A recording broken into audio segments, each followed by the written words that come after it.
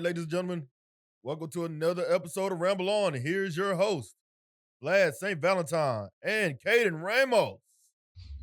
How's it going, ladies and gentlemen? Welcome to another episode of Ramble On. I am Vlad St. Valentine, and with me is the host with the remostest, Mr. Caden Ramos. How's it going? It is great, sir. How about you? Not bad, not bad. And then working behind the scenes today without a camera, unfortunately, because he has no ego whatsoever, Mr. Reggie Lincoln. How's it going, guys? Happy holidays. Happy I holidays. know you're the one who matters, and I'm sorry I couldn't get you a camera. You know, There's not a camera that'll make me look pretty enough today. well, we'll just say that you're an exclusive, and you're too exclusive to be on camera right now. So today we are reviewing the Christmas classic. This is our Christmas special, Krampus. And I say it's a classic because it's a classic to me. I know it's not even that old. It's only 5 years old, but it is honestly one of my absolute favorite Christmas movies. Not one of my favorite horror movies. I think this is one of my favorite Christmas movies. Yeah, it was my first time watching it, and I really enjoyed it. It was the right blend of practical and CGI. Very little CGI, very little, and we'll get to the effects soon. Yeah, that's one of the. I'm glad you started off because I wanted to ask you, since this is one of my favorites, and you had never seen it before, and I got really excited when I found out you hadn't seen it. What were your first impressions of the flick? I thought it was really good. The story was really good. As with any movie though, there's always plot holes and plot points that are just kind of strewn about. But overall, I think it was really good movie.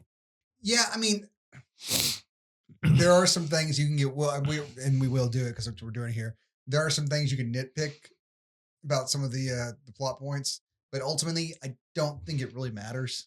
No. And this movie was intended to be kind of an 80s horror movie homage in that, the people being picked off one by one, but it has the heart of the Christmas classics we grew up with, with the family having, problems with each other, then, having to go through a strife and coming together in the end. It's a Christmas movie. Yeah. It is up there with Home Alone, as far as I'm concerned, with, being the Christmas morality tale. You want your family to go away, only, instead of them just leaving you home alone, they're getting drug out by demons. Yeah. No, it was wonderfully good. It was wonderfully told, and I'll definitely watch it again. And I'm just gonna gush. I'm just gonna keep gushing for a while. I don't think because, and I say it's one of my favorite Christmas movies. It's one of my favorite horror movies because you know how anti PG-13 horror movie I am, and there's nothing in here that would be, horrible deaths or horrible murders or horrible kills. There's creepy shit in it. Yeah. And what makes this amazing to me is something that I think I've gone on about before, and something that will make your movie, if anyone's listening to this, stand the test of time. And that is practical effects. Good practical effects mixed in with minimal decent CGI when you have to, when you just can't get the practical effect in there. Because Krampus was a practical effect for the most part. Yep. A lot of the jumping and stuff was done with wires and stuff. It wasn't, CG. Pretty much everything but the gingerbread men. Yeah. Most of it was puppeteer work, and incredibly creepy puppeteer work at that. I actually watched some of the documentaries from the company who made the dolls and the puppets and stuff. It was like 6 different puppets to get the angel, just like to move in the rafters. And then it was the same puppet that they used to jump on Toni Collette. They just switched out with some servos to run other stuff. And they're saying, poor Toni Collette, the amount of feathers and goo she got in her mouth while shooting that, was obscene, over like several hours, just laying on the floor with this puppet in her face. Because the only thing I would say is I would like to see more of the puppet work because they're so good. But then again, if you shoot more of it, you have a better chance of being exposed and seeing the strings. You know what I mean? Yeah. So to speak, but literally and figuratively. I get it. You shoot it from certain angles. You shoot it quick. You shoot it in low light. But they were so impressive and had so much personality to them. And all the little things that they don't even put in the movie, like when you go through the credits and you see the names of the elves or all the 12 Yule lads from Icelandic mythology. Yeah. One of the things I didn't look at, because I went and did some research on that when I found this out and looked up the different Yule lads and stuff. and the names are all kind of different characteristics of kind of the pranks they play or the things they do or the personality traits they kind of take on. And for the most part, it seems to be just kind of stealing food. Mhm. That's the main kind of ones, like, like spoon licker and bowl cleaner or bowl snatcher or something. Like, they always do is just stealing your leftover pots and pans with your crusted leftover shit on it, basically. Not really that dire. So I was trying to look around to see if the elves had any like display of like maybe those characteristics of each one, like maybe something that represented because like they do have names in the credits, but Yeah. you see them so quickly you can't really get a beat on any of that. But the costume design was fantastic. They kept in line with I guess the old school Christmas feel to it. mm-hmm. That old It's like Norman Rockwell from Hell. Kind of the old country Christmas feel to it. Yeah, the old German grandma. Mhm. One of the things that really stuck out to me first time I saw this, and I think I went and saw this on the big screen when it came out, is the sound design of this film. And I know it was kind of you watch it here at my house on my, I don't have a surround sound or anything cool because we're broke ass, but the sound design, like for when Krampus shows up, the heavy basses, the ominous feel to it all, I know they used a lot of like bones and like skin drums for some of the music and the tones and things like that, just to get a like more primal feel to it. Mhm. I love how deep and rich all the sound is, especially when the demons show up and when Krampus is around. There at the end, when I know I'm skipping all the way to the end, but those little horned like creatures that I guess were supposed to be his reindeer, essentially, just like when they knock their horns together while he's laughing, like the whole thing just shakes. It's just, you kind of feel the sound of this movie. Yeah, I could see where being in an enclosed theater or having a good surround sound. Having a good surround sound in a room where it's set up and surround sound would be a benefit to it. But I do agree that the music did build tension and stress where it needed to be. Yeah, it was. I mean, it's not as memorable as a John Carpenter, but I think it does what John Carpenter always wanted the music to do, because it was wallpaper. Mhm. There's not a whole lot there, but as far as like what's memorable, but what was there was used so appropriately that it didn't stick out. It held everything. Yeah. It was glue. It held it together. You don't want to see glue coming out your edges. Yeah. You know what I mean? Sorry, I have so little bad to say about this. I mean, yeah, the gingerbread man CGI is kind of crap.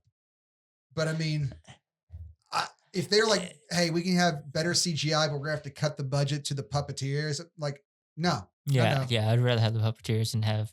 Yeah. And it's not that they weren't bad CGI though. No. It wasn't, Lawnmower Man CGI. No, it was just very obviously a different quality than the practical effects. Yes. And had it all been that, we would not be talking about Krampus. No, probably not. Like Adam Scott and David Kushner, how do you say his name? I think so. Yeah. They're funny. And in this is a funny movie that doesn't have any jokes in it. It's the wit is very dry in a lot of parts. And many times, like, because I was thinking this is a comedy, but it's not really a comedy. It's just a very dark Christmas story. Yeah, it's barely a horror movie. Yeah, it's a Hallmark. It's a dark Hallmark movie. Yeah, it's Hallmark going through its goth years. Yeah, it's exactly what it is. It follows the formula almost to a T. It's just the dark side of it.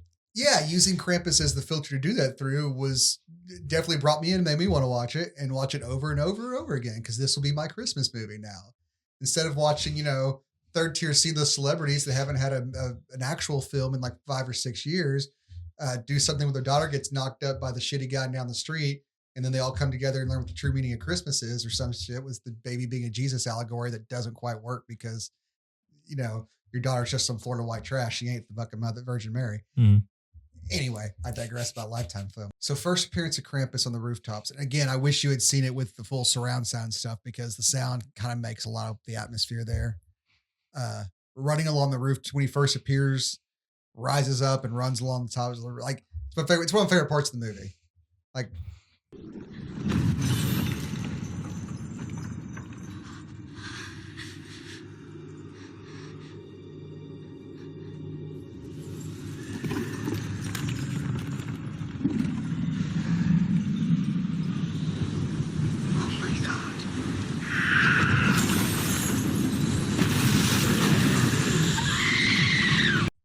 Love the way it looks. I love the terror. I love the isolation that they build in the town, that they can get a hold of anybody. No one appears to be in their houses.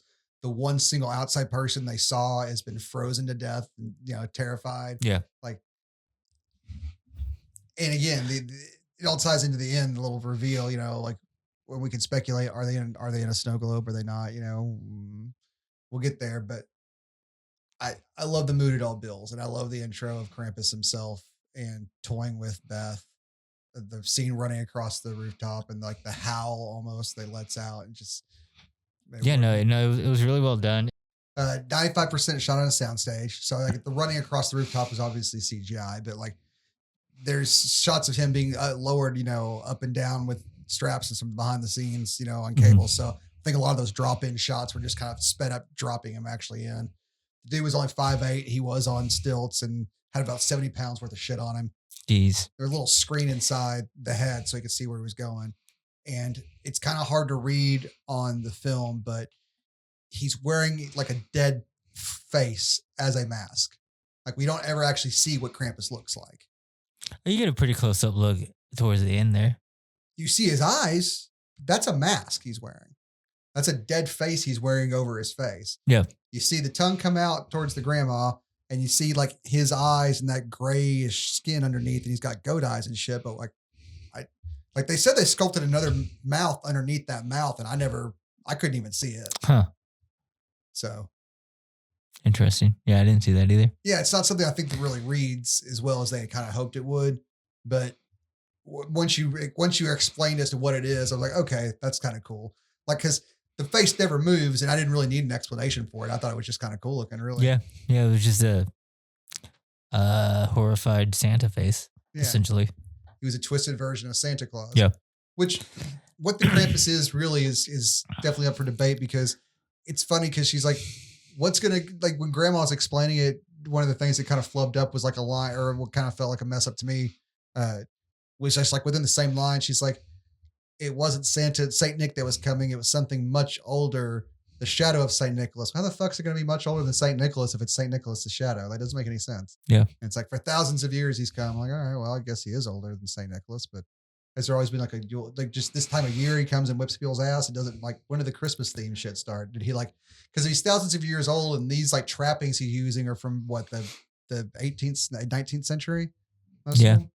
So looking at that, and he just like, he was doing his thing forever. Then like around that time period, he's like, hey man, this is pretty snazzy. I'm going to update my style. And he just hasn't found a new update since then. He's still just sticking with the 19th century look. Yeah. I don't see why not. It works. Yeah, fair enough. Fuck it. Who cares? It doesn't matter. It all looks so cool. It's all great. It's well done. See, that's just me nitpicking. That's how bitchy I have to get to find something bad to say about this film.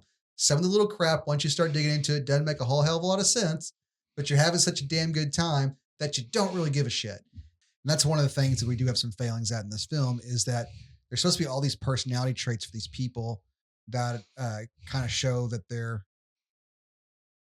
family has the main family we follow is supposed to have some bad personality traits. Like Adam Scott's supposed to be kind of overworked, and the mom is uptight and wants everything to be perfect. And like, other than their shit-eating fucking grin in their family photo that she takes, like, she seems pretty justified by being uptight and trying to just hold shit together. And other than him taking one phone call real quick, he does nothing else business related and is there with the family the whole fucking time. Yeah. You know what I mean? Mm-hmm. So like, we never actually get to see them be bad. They tell us at the beginning, like, they're frustrated with each other and he's always away and they don't really, and they're having problems, but that doesn't translate to screen, because the whole time there seemed to be a united front on fighting the chaos that is first their family and then the attacking Krampus monsters. Yeah. So we are only told that they're at odds. We never see that though. So it never feels like Toni Collette and Adam Scott are fighting or their relationship is on the rocks. They actually feel realistic as parents together. Yeah, no. But they feel like any other parental unit that are stressed out around the holiday times, and they may have their issues, but they're a loving unit who obviously takes care of their family. And and they've been involved with their kids. They knew who Beth's boyfriend was and everything. They're like, well, all right, he's a couple blocks down the road. You have an hour to get there and back. Yeah. So yeah, no, you're right. So I do. It is funny though that usually you get the upper class snooty family as the antagonists, and this time it was the white trash lower class jealous family were the shitty ones, and the rich people were the rich. I guess they were supposed to be the catalyst. Yeah, the relatable ones. I guess I don't know what they were. I don't know if they were trying to pair them off as the exact opposite or just middle of the road. If there's Yeah. It's like we have a hybrid later, so I guess they're supposed to be the soy eater ones. I don't fucking know if that's what they're going for. Yeah. Probably not. I think they're just making fun of the because it is a blatant shot at that right wing gun waving lot, but at the same time, he is a family man who tries to take care of his family and shit like that. So they get about as fair of a shake as you're gonna get from a fucking Hollywood movie. And it's still funny because David Koechner, or how the fuck you say his name, is funny. Yeah, he is. I enjoy him in just about everything that I see him in. So, and I like Adam Scott a lot too. But Adam Scott's good. I know. I talked about this earlier, but I kind of equate him to, I guess, in a similar role as Keanu and kind of Nick Cage, because they kind of play the same character, but sometimes it's good, sometimes not. Yeah, that's how I feel about it. Yeah. They just play themselves. Yeah. If it works for that role, and some of them are good at learning when to take the right role. You know what I mean? So talking about Adam Scott and Toni Collette, I want to say that she gives equal amount of sincerity to fighting off Christmas demons as she does like her daughter being killed in Hereditary. She plays both these parts equally straight and sincere. I just got done watching her in Hereditary recently, which is a great movie. Have you seen it? Yes. She's fantastic in the movie, but you gotta admit she gives as much sincerity to both roles. Yeah, and she plays them equally straight, and it's just kind of funny to see the contrasting tones of the films and stuff. But there's Toni Collette, I'm like, but she just got hung from the rafters by the thing. It's like, fuck, does she just get fucking hung from the rafters in every movie she's in now? Shit, poor woman. She's like Sean Bean. Just gets killed in every movie. Poor Sean Bean. Sheen Bean. And speaking of sincerity, though, when she goes at the end, her death scene or whatever, when she gets sucked in the stove, the last line, she's like, "Max, I love you." Before she that was heartbreaking. Yeah. No, I know I gave Adam Scott shit about his acting and being Adam Scott in Adam Scott. But no, they all played it really well. It felt like the kids were their kids, Yeah, her death scene and Krampus's intro when we first see him on the rooftop when he attacks Beth, when he comes through the chimney finally and confronts Omi, and then probably Toni Collette getting sucked off. Toni Collette getting sucked off. I'm just gonna lean into it. Fuck you, Miz. I own my shit. All right, Toni Collette getting sucked through the ice. Probably my top 3 scenes in the movie. Although it's kind of hard to vote against how wonderful that fucking Jack in the Box looked.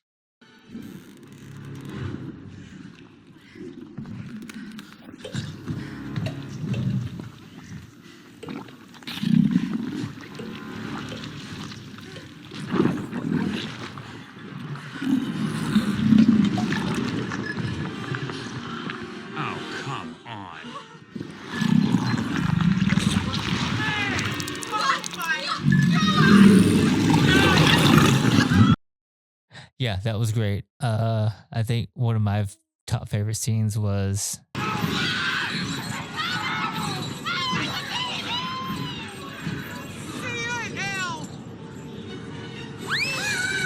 Twisted fairy tale horse shit!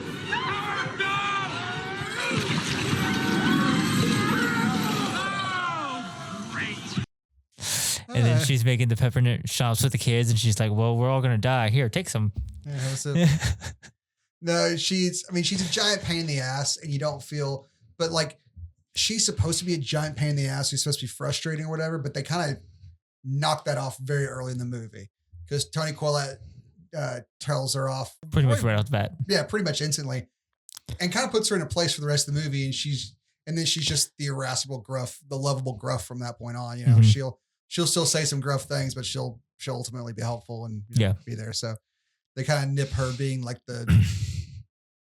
don't know if she was supposed to be the antagonist at some point in time within the group, there's always that one person who's like the pain in the ass. Like, the Langoliers, the business guy who kept turning the papers. Yeah. That guy. There's always that one, but again, she's put in her place early on, which I also didn't mind. Totally, but again, it didn't make Toni Collette look like she was a pain in the ass either. It didn't make her look like she was an overstressed up type bitch. I felt justified for her. Yeah. She went out of her way, and these people were fucking horrible. Yeah, no, everything, as far as the family goes, was very believable in a situation that, could happen in, any family home. You think about this as a comedy, and none of the characters are over the top. I mean, maybe the German-speaking grandmother, but you're going to allow some fantasy stuff in a fantasy world here. You know what I mean? And that's the most fantastical thing about the family. Because first of all, grandma must have had fucking Adam Scott when she was 50. Because she was old enough to be Adam Scott's grandma, it looked like. Yeah. I don't know what the actor or actress's actual age is, but the way they had her done up, like, that looked like great grandma, Engel or whatever the hell her name was. Yeah. Just saying, I didn't buy her as mom. In the old world village, like, Adam Scott's not old enough to have a mother who was at an old world village. You know what I'm saying? Like, yeah. I complained earlier about the mom and the dad and their strained relationship, but it only really applies to them because the rest of the relationships, I think, are given just enough time on screen to develop what they are, what their issues are. It was only with them where it's like, oh, he's supposed to be kind of neglectful and taking phone calls and business, where I was like, I don't really feel it there. Mm-hmm. But you got how white trash and over the top the rest of the family was on the other side. You know what I mean? And they're the characteristics that made them kind of a pain in the ass definitely followed throughout their entire performance instead of, again, one scene with him taking a phone call. Yeah. And then being attentive to Dad the rest of the time. Although Max was a little annoying because he's just one of those little warrior kids, you know what I mean? Just worried about fucking everything. Mm-hmm. Just, again, nitpicky. Because this movie's so damn good. It is. It's really good. Oh yeah, one other thing I want to mention about the sound before we move to the end though is that the toys, the way they sounded or whatever, they moved around. Did it remind you of Gremlins? Yeah, I actually had that on my note. Krampus gives Mogwais.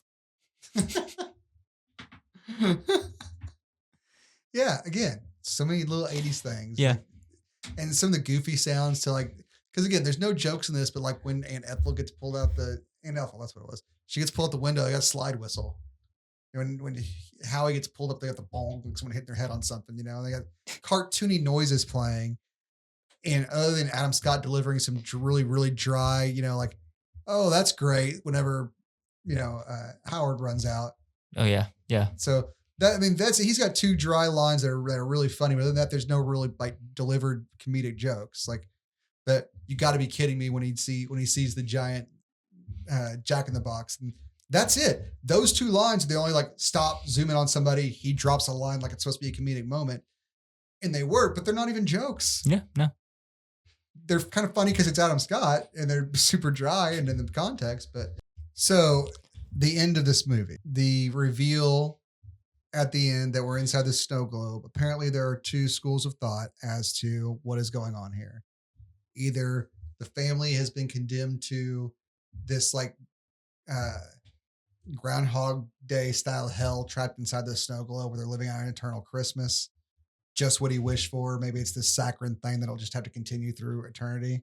Or it's just the Krampus's way of watching in on them now. It's like the portal of looking like a looking glass portal of keeping watch on them now because he's part of this story or whatever. He's just keeping an eye on them for, I don't know, make sure they keep up their, like they look, apparently like they're supposed to be like, they've learned their lesson. They're getting a second chance because they're supposed to be like a lot of, It's a Wonderful Life in those kind of, like I said, the regular Christmas story, it being taking so much, not only from the 80s slashers, but from the traditional Christmas stories, those traditional Christmas stories being the stories of redemption.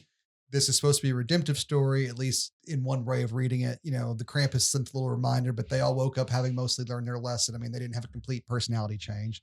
They were still calling him Maxi Pad, but they were generally being as pleasant as they could possibly be. Yeah. And it wasn't until he opened up his present from Krampus, which was the bell, that everybody just kind of like had that remember what actually happened to PTSD nom moment. Like you just hear the gunfire in the background of everybody as they're panning through them all. But yeah, no, I think that For me, at least, I think it is the fact that it would be a Groundhog's Day type of hell. Yeah, I didn't take it as a good ending. And when I initially read that, I didn't. And I know that some people, I think, even though the director, what the hell is his name? Michael Dougherty. I think even though the director, Michael Dougherty, has kind of said that he doesn't really, he didn't want to show what the Krampus's face was. He didn't want to explicitly say what the ending meant. I think ultimately his intention was to have that redemptive ending. Everyone learned their lesson, and now they're getting a second chance. And he didn't lose his family like his grandmother did because he stood up to Krampus at the end. And, he said he wanted his family back. He had learned his lesson also, and, not to want to be apart from his family, kind of like, Kevin did at the end of Home Alone. And he gets his family back, and they're all a little bit better for it, having gone through the experience, even though they don't really remember why, except for that subtle reminder there at the end. And I get wanting that ending. I think you and I just kind of want the more macabre ending. And I think the more macabre ending, because I think you have to take it either way, depending on which way you want to read the movie. If you want to read it as a Christmas movie, then it has to have the redemptive arc.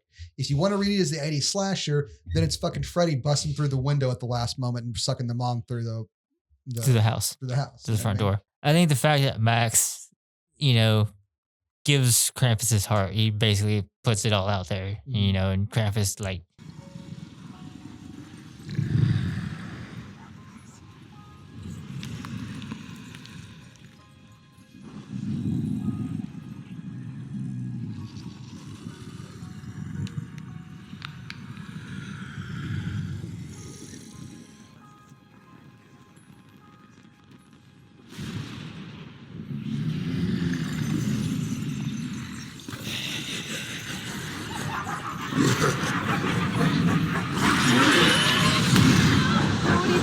again, it just depends on how you want to read it. And I know I think Dougherty hasn't given a definitive answer on it. I'm much more inclined to believe, like you, though, that he's a malicious spirit that enjoys doing this. Because that's one of the things he said about the character. He enjoys the cat and mouse. He enjoys doing this. He doesn't really, he plays by the rules, but if he doesn't have to show mercy or offer redemption, if it's rejected, then fuck it. You're going in the pit too, kid. Yeah. He's got no great love for this kid. Obviously, he had no great love for Omi. He didn't spare her because he cared about her because he killed her the years on later, She just goes and stands up to him again. And he just instantly is like, all right, well, here's a bag full of toys that are probably going to eat the flesh off your bones. Enjoy. This is one of my favorite movies. One of my favorite Christmas movies. Probably not one of my favorite horrors because it's not really a horror, even though it's got some of the best mood and sound and tension. It does things that horror should do better than a lot of horrors do. Yes. Practical. But I wouldn't say it's scary. It's not scary. Even though some of the practical effects are better than a lot of horror movies. The mood, the sound design when Krampus comes rising up, because ultimately Krampus is goofy, kind of. You know what I mean? The big giant monster Santa is with the goat horns and stuff is good. But the creature they made is fucking unique and terrifying. I don't have a bad thing to say about it. I really don't, other than the tiny little nitpicks, because nothing's a perfect movie, but this is close enough because it does those. It does so much well. Yeah, it does all the little things that you need in a movie to be done well. Mm-hmm. It does it well. Yeah. Yes. And it straddles that genre line absolutely perfectly to the point where you're like, it's a Christmas movie, but when I think about it, the first thing I think is it's a horror comedy. But I do think it's very, very funny in a lot of places. And I think that it does a lot of things that horror movies do, and it does them well. It does a lot of things that horror movies should do, and it does them better than horror movies do it. But again, like we said, PG-13, it's not scary. It is funny in a lot of places, but the tension, the atmosphere, the mood it builds, the character designs, this will last the test of time. Yeah. I think it will not the CGI might age, but nothing else will. That the giant worm Jack in the Box and Krampus will still look as good and will hold up, I think, in 20, 30 years. Anyway, I love this movie. I highly recommend it. If you haven't seen Krampus, it's Christmas time. if you're one of those like gothy kids that's like, it's Christmas time, let me bust out my, Nightmare Before Christmas. That's fine. Do it. Great film. But add this one to the list. This goes on the list right there with Nightmare Before Christmas. Definitely. Not as much singing, but still a solid horror Christmas movie with heart, humor, a good story, a lot of gothic German mythology, and it's good. It's good. I love it. Yep. Eat your edible gingerbread man and then sit down and laugh your ass off at this movie. But obviously Michael Dougherty is good at making this sort of movie. And so if he wants to continue to make campy Christmas horror flicks, then I will keep going to see them. I am totally down for him to, if they want to bring him on board for the next time they decide to make Chucky funny again, because I know they've swung that pendulum back to him being scary right now. They'll swing it back again. Oh, yeah. And then when they do that, bring him on board. Have him do the next silly Chucky movie. Before Jennifer Tilly and Brad Dourif just turned to fucking dust because they're so old. Any final thoughts? No. It was just a really well done movie. I'm glad I got to see it. It's a good flick, guys. Highly recommend it. Reggie, your thoughts on that creepy ass Jack in the Box? Oh, yeah, it fucked me up. Again, one of my favorite Christmas movies of all time. Highly recommended it. Hopefully now it's one of Caden's. So go check it out. Please please subscribe. Got anything? No, it's definitely going on my list of Christmas movies to watch on Christmas Day. Yeah. This, Nightmare Before Christmas, Christmas Vacation. Christmas Story. I enjoy that one. And I think it's only just because of me. My whole family had watched it several times during Christmas, so I think it's just kind of a nostalgia thing for me. What about Muppet Christmas Carol? That one's freaking fantastic as well. And the cartoon Mickey Mouse: A Christmas Carol with Scrooge McDuck. Mm-hmm. Like, yeah. Oh yeah, I remember that. All right, we're getting too far here. Guys, thank you again for joining us. Merry Christmas. We're gonna have another special Christmas episode for you this Monday. You're gonna get to see these assholes finally paying off their pay-per-view loss to me. They'll be reviewing Megaforce with Barry Bostwick. So that'll be a special bonus issue or bonus episode for you coming up this Monday, guys, instead of Heels Up. So, guys, again, like, subscribe, and say hi to your mother for me.